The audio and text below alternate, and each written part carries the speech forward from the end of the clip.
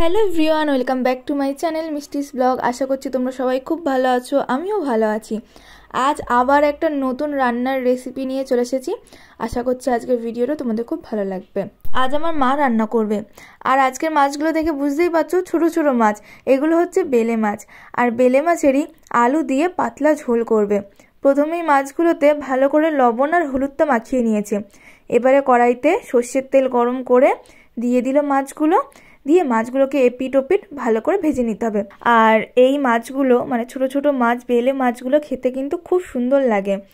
তো তোমরা কারা কারা বেলে মাছ খেতে পছন্দ করো অবশ্যই কিন্তু কমেন্ট করে জানিও। দু পিটি ভালো করে ভেজে নিয়ে এবারে মাছগুলো আলাদা একটা পাত্রে তুলে রাখবো, আর যে বাদবাকি মাছগুলো আছে সেগুলোও ভেজে নেবো।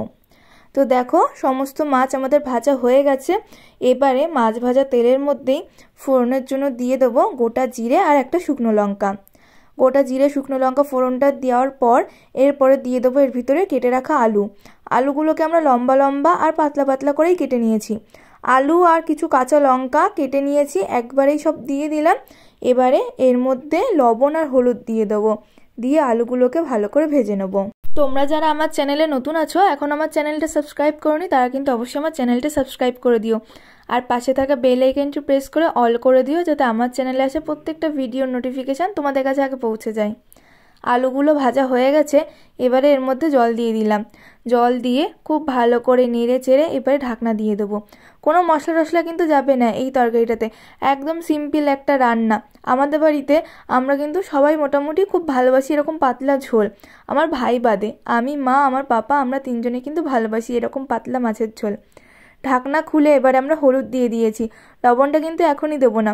হলুদ দিয়ে একটু ভালো করে ফুটিয়ে নিয়ে তারপরে ভেজে রাখা মাছগুলো দিয়ে দেবো। মাছ দিয়ে খুব ভালো করে নেড়ে চেড়ে এবারে ঢাকা দিয়ে রেখে দেবো, কিছুক্ষণ ভালো করে ফুটতে দিতে হবে।